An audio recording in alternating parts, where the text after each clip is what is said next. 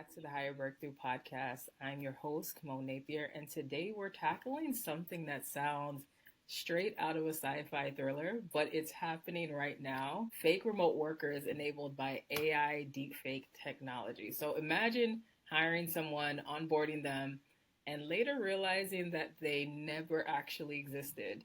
This isn't just a theoretical risk, it's already happening. So my guest today is Aarti Samani, who is an expert in deepfake fraud prevention. And she's here to expose one of the most shocking hiring fraud cases. I mean, Aarti, when you told me about this, I was just kind of mind blown. So if you're in HR leadership or hiring, this is a conversation you cannot afford to miss. Aarti, welcome to the show.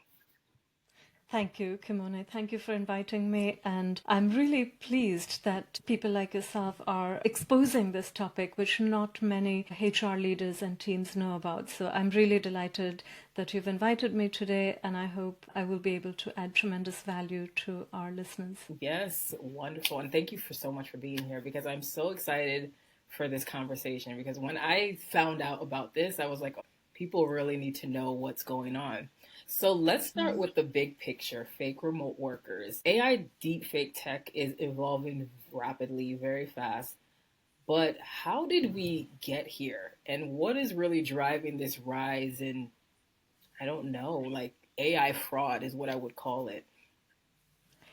Yeah, great question. And simple answer, AI is driving AI fraud, right? So the past 2 years, we have seen an exponential rise in knowledge about AI, in the number of tools that have penetrated the market, the low cost of these tools as well. For $20 a month or $15 a month, you get very high quality tools that allow you to do all kinds of exciting, interesting things. So it's how did we get here? We got here because as AI has developed so quickly that it's given us amazing power right in our pockets, in our hands, that we can do things with very quickly, very inexpensively, and at scale.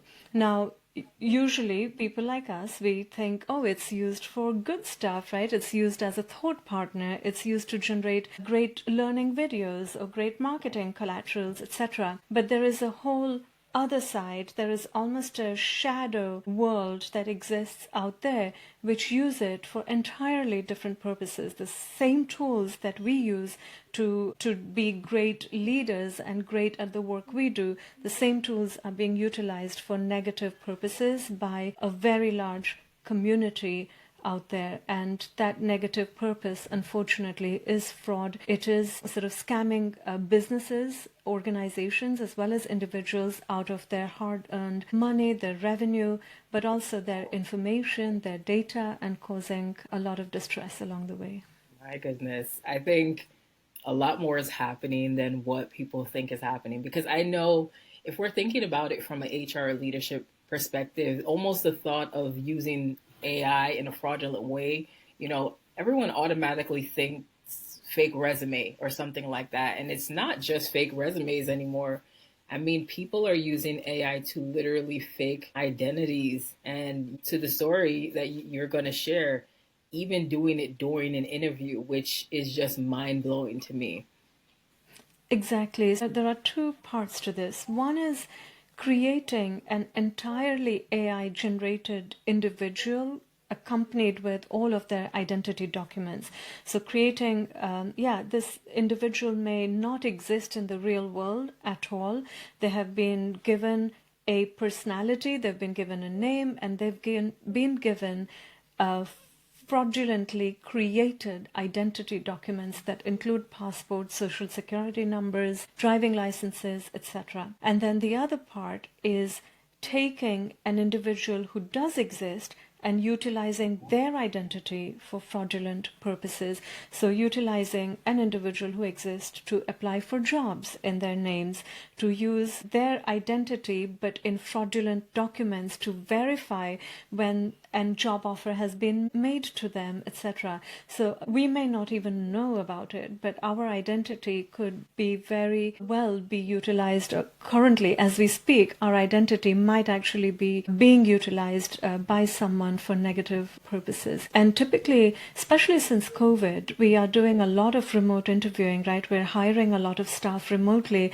We operate in a global environment, so we don't even think about our technology team based in a different part of the country, our marketing team might be based in another part of the world, etc. So we don't even think about it. And all of that recruitment is happening through video calls, through voice calls, completely remotely. You might never meet your colleague in real life, and the technology as it stands allows the people with negative intention to use it for fraudulent purposes. So they can be someone entirely different on a video call, and we would never know that they were a different person. I can almost guarantee probably half of our listeners have probably never even thought of some of the things that you're talking about. So, before we move forward, you came across I call it a wild case. Like, this is like something that sounds like it would be in a movie or something. And so, from the premise of what happened, a security company unknowingly hired basically a fraudulent worker, and it just turned into a horror story. Could you walk us through what happened? Yes, absolutely. So this happened in United States. A security training provider, a known company, and they came forward with this. And I really respect the CEO of the organization that he came forward and talked about it in public domain, that this has happened to us. So be cautious and learn from our experience. So the organization put a job role out there for a remote IT worker. Several individuals applied. One of them said they were based in Atlanta and they applied for the job, very well qualified. This resume was fantastic. A series of interviews were conducted and they passed every interview. Then there was identity checks, etc. done before they were fully employed within the business. All the checks went through. They onboarded this individual. The organization sent them a company laptop, which was sent to an address in Washington, even though the candidate claimed to be based in Atlanta. But they said, hey, look, I'm going to be in Washington at this particular time, so just send it to this address and I will pick up from there. Within a day of this person joining the organization, they started to see that some malware was being installed in this company laptop, which had been delivered to them. So obviously the security team rightly raised some alarms. They looked what's going on. They investigated. They stopped access to confidential areas for this individual. And within a day, all their access was blocked. And then further investigation revealed that this person was not an American citizen. They were based in a sanctioned nation.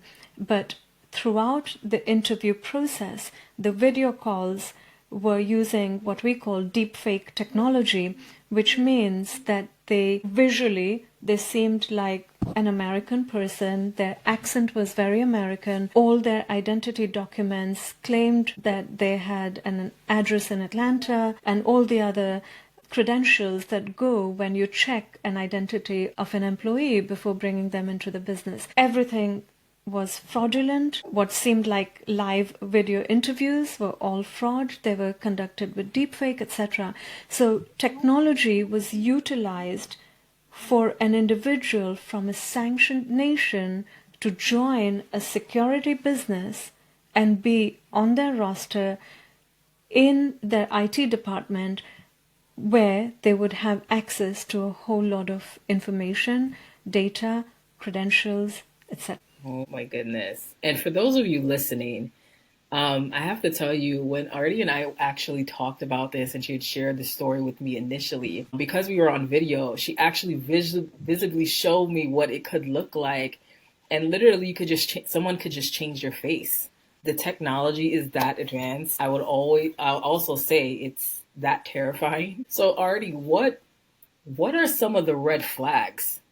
I'm just trying to think about it in a sense of what this company potentially missed and how we can protect ourselves moving forward and learn from this experience. Yeah, that's a great question. And before I answer that, I think it would be helpful for us to give the context to our audience, the motivation and the drivers. Why would somebody want to do this, right?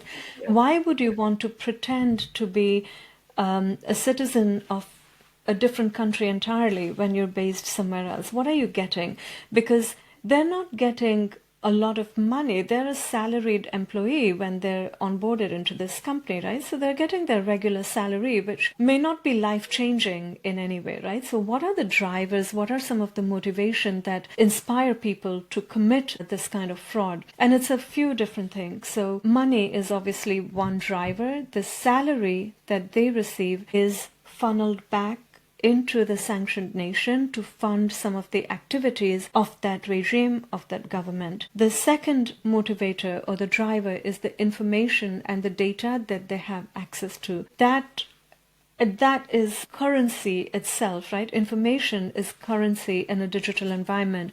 So once they have access to that, that can then be utilized for further crime, which can be, that information can be sold on the dark web to facilitate other criminals to do further crime. So money is one aspect of it, but it is the information and the data that they are able to get access to, which then has an amplification effect. It kind of goes exponentially.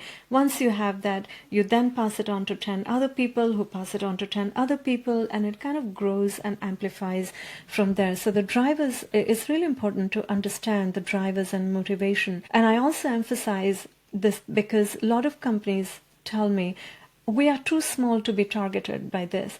And my pushback is, do you have information and data which is valuable?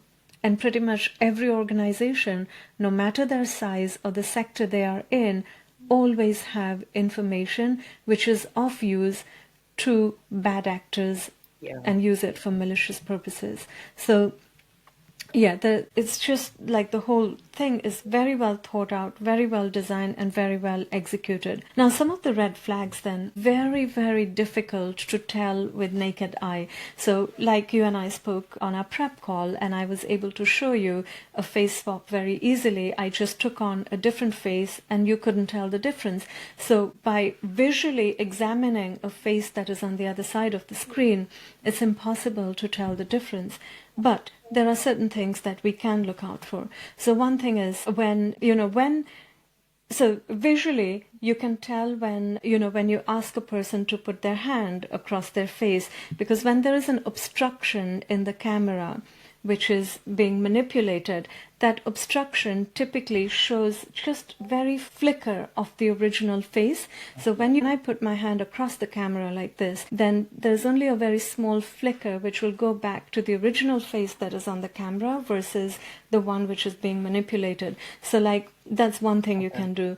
The other thing is, when you move towards the edges of the screen, then the technology kind of messes up a little bit. Around. So if I move too much on the edge of the screen, then the face deforms, the manipulated face deforms, and again you see a flicker of the original. But these are sort of be an idiot test, right? Like when you're interviewing a candidate, what are you going to tell them? Hey, stand up and put your face so that it goes across the screen to the top, then to the left, then to the right.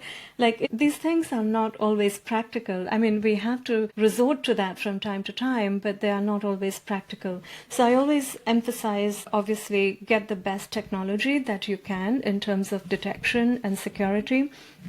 Whatever your budget allows for, whatever your security team is already putting in place. And there are deepfake detection technologies which can be utilized on live calls like this that will at least alert the individual to say, look, we think there is something out of shape here. Please go and investigate. But aside of that, we have to fundamentally rethink how we conduct interviews, right? So if you think about how we interview our potential candidates, we test them for the culture, like that's a big thing. We test them for culture fit, we test them for compatibility, we test them on the technical aspect, on the specifications of the role, etc., right? Like there are a whole bunch of things we test them for.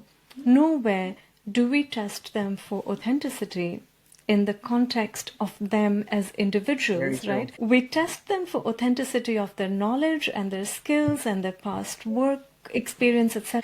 but we don't test them for the authenticity of them as a person. So if I'm telling you, Kimone, I'm a candidate interviewing with you, I'm based in London, then you will have to very cleverly extract out of me if I'm really based in London.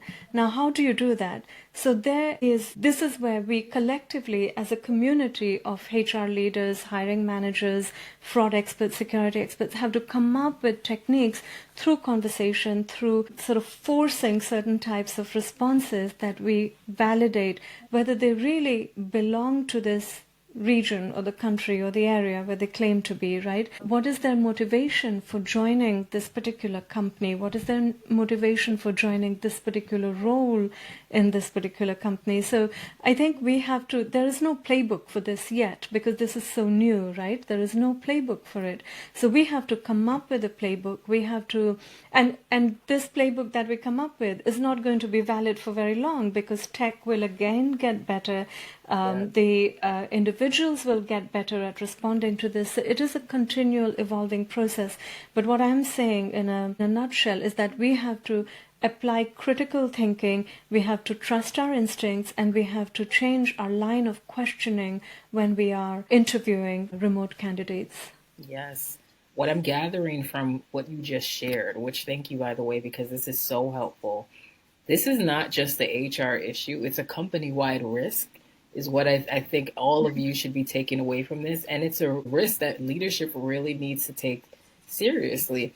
And I think what you mentioned about a company that identifies as a small business, the thought there is that because I'm a small business, I won't be targeted. Whereas you were talking, I thought the complete opposite. I think it's actually easier probably to target a small business because they might not have the budget to have all of the technology in place. And so the parameters of someone who has ill intentions to really capitalize on basically because they are small to try to infiltrate and get information is really scary. But I think it's very doable if the person is really, really driven in order to really scam someone. And so I think if you are a small business, there are going to have to be parameters that you put in place. And particularly with some of the smaller clients that we work with here at Hire Breakthrough, I know in terms of their hiring process before we're working with them, sometimes it could be very lax. Like, we'll just have a phone conversation with this person and then they'll hire the person. It's not even really a process. And I'm just thinking at the amount of risk that you're putting your company, you're risking your company by doing that, because a lot of smaller businesses, they're constantly on the move, and so they might not have the most elaborate hiring process, but it's leaving your company really wide open. And so I love what you shared. So let's talk about, some solutions.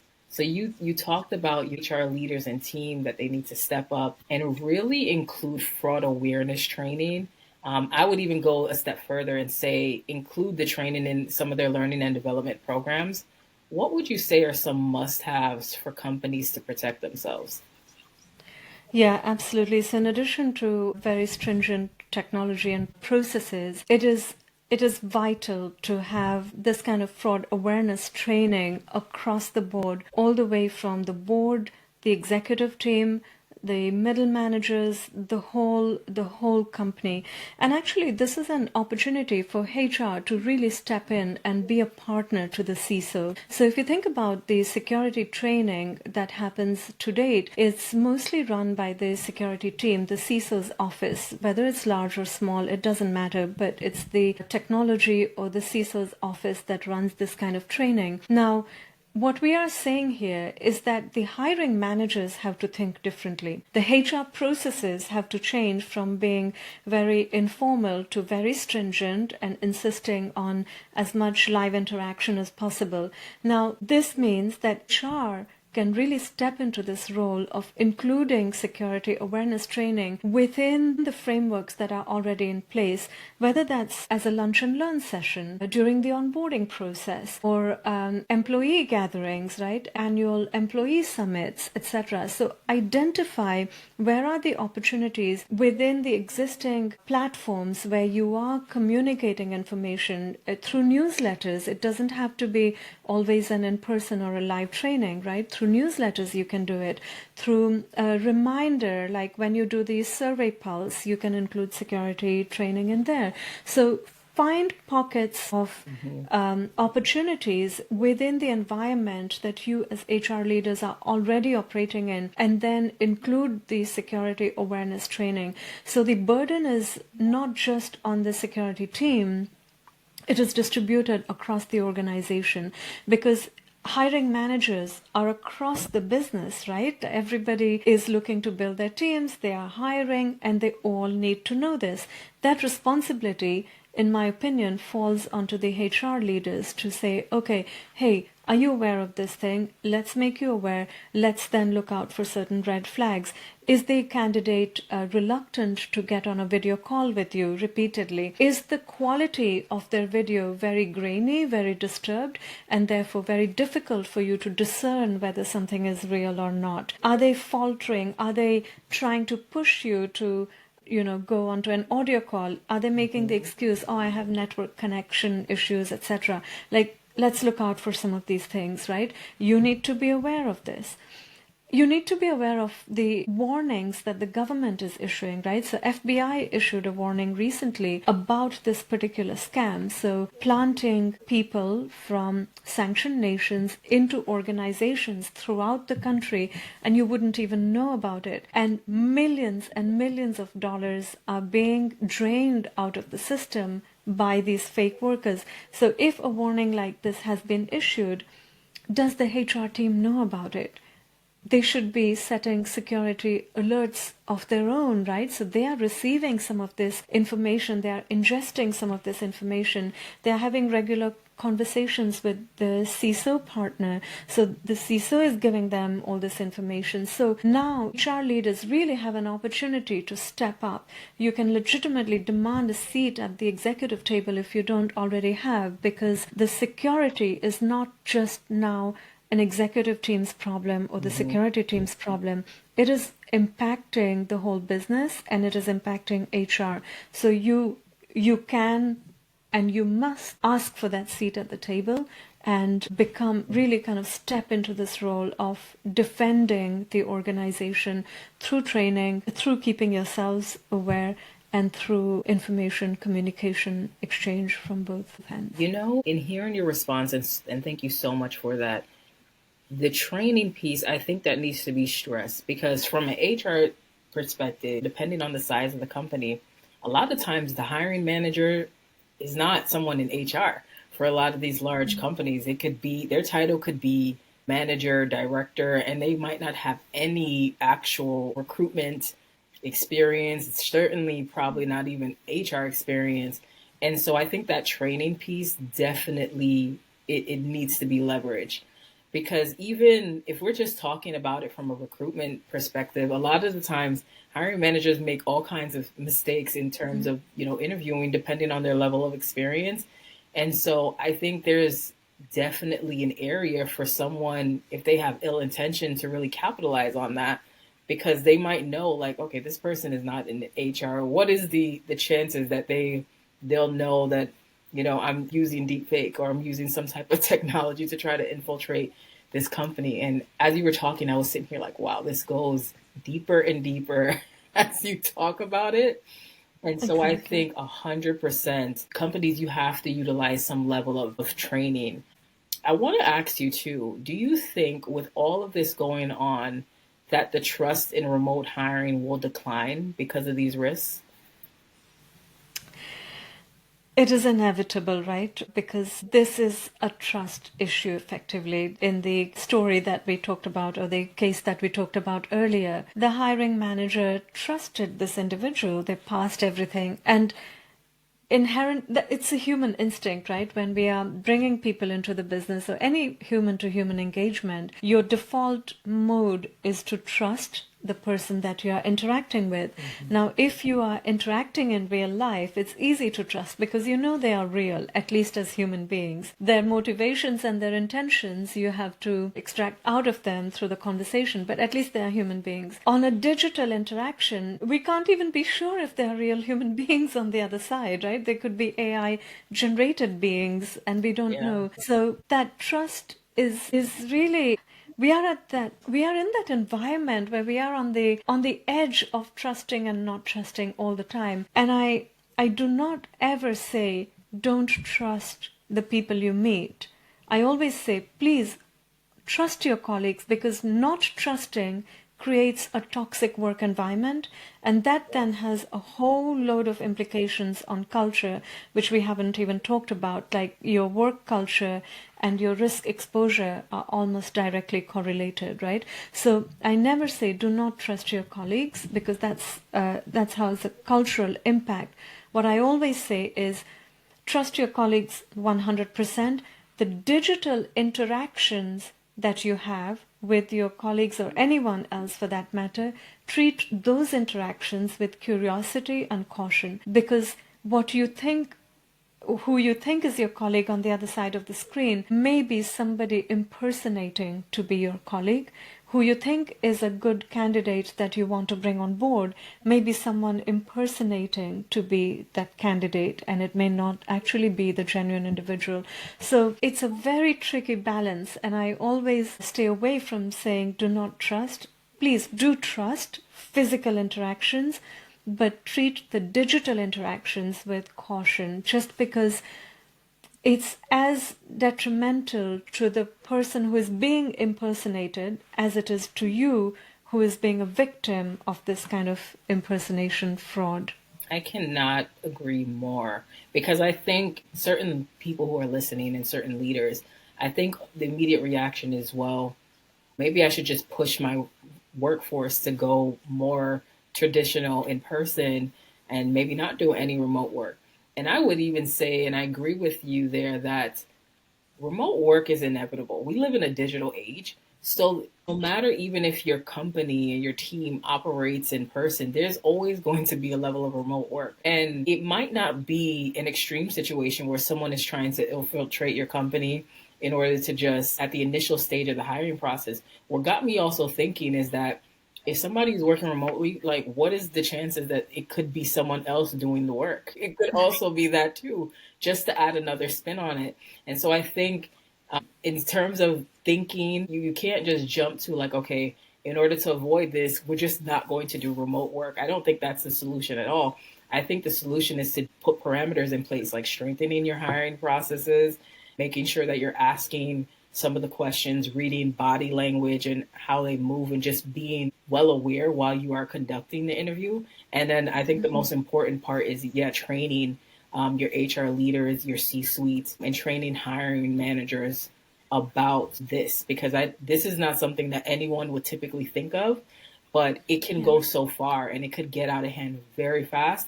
And so I think the key is to put parameters in place. This was just such an eye-opening conversation. Where can people find you and learn more about your work? On LinkedIn. So I'm very active on LinkedIn. Please read my content on LinkedIn. I put out these kind of cases as I hear about them. And my aim is to drive as much awareness, to open and expand people's minds of the art of possibilities, because people on the other side of the screen are using all of the technology available to them. They are very creative in how they use this technology. And I can't guarantee what the next way of attacking an organization or an individual will be. Like today we are talking about fake remote workers. Tomorrow there may be an entirely different technique. We cannot predict it, right? It's like whack-a-mole. So the more we are aware of the art of the possible, the more we are able to think critically, the more we are demonstrating contextual awareness about our business around the threat landscape in the environment that we're operating, the more likely we are to be able to spot these signs and therefore defend them. And then work culture plays a very, very important role, because these kind of fraud, deepfake fraud, more widely known as impersonation fraud, targets people.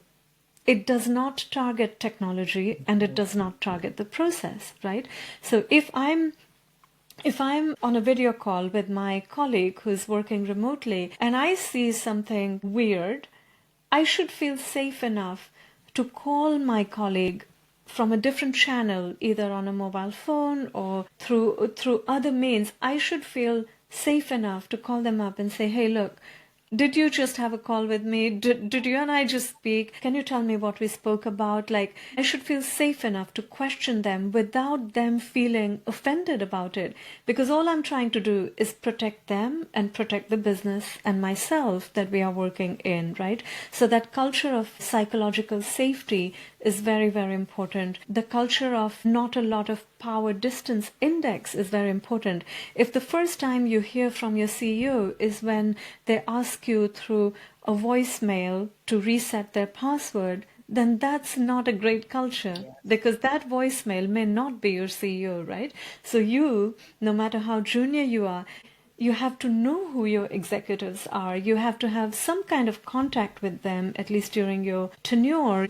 You have to be able to recognize the kind of brand that they are. Would they ever ask you to reset their password through a voice note, or to give their password credentials through a voice note?